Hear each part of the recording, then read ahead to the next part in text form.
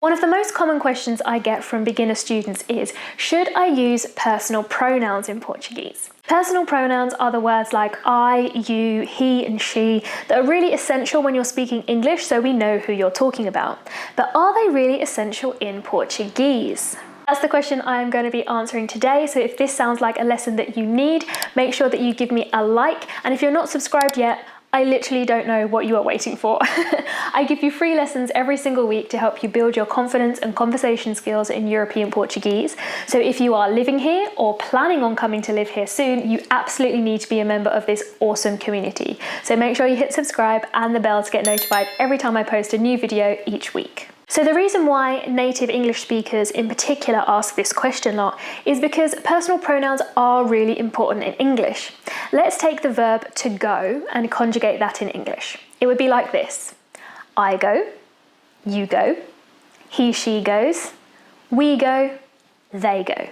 Now, if I remove the personal pronouns, the I, you, he, she, etc., it's suddenly not very clear who I'm talking about in these sentences because lots of them look the same. That's why we really need to use personal pronouns in English. However, if I do the same exercise in Portuguese with the verb to go, we'll see that it works a little bit differently.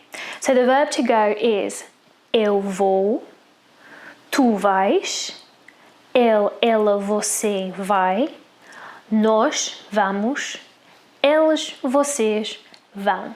Now, if I take away the personal pronouns, you can see that actually they're not necessary because the word vou, for example, has the whole meaning of I go encapsulated in that one word. Vou can only refer to me. Same as the word vais, that can only apply to tu.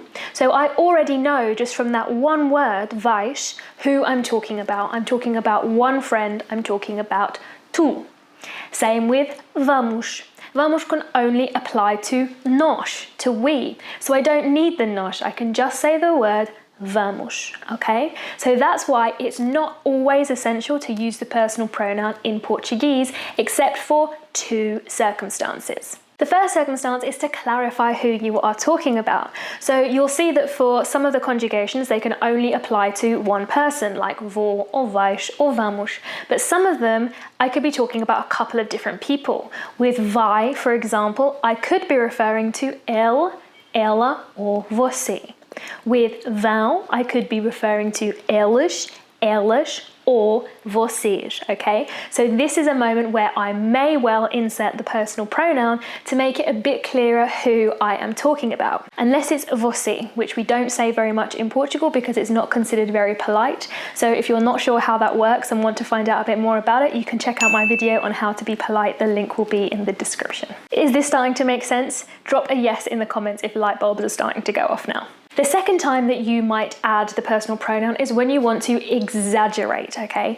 We do this in English with our intonation. Who's going to the party tonight? I am. Yeah, we put the stress on the I. Instead of saying I am, we say I am. And that's the way that we stress in English. In Portuguese, the way that we do this to exaggerate who we're talking about, we would add in the personal pronoun. So for example, quem é que vai à festa? Eu vou, right? So that's the way of emphasizing if it's not necessary to put the personal pronoun. If you do put it in there, it means you're exaggerating and you want to make it clear who you're talking about.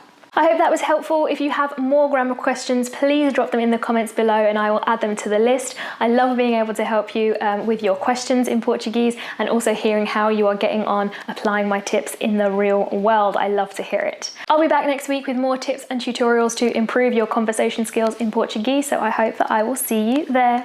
Ciao for now.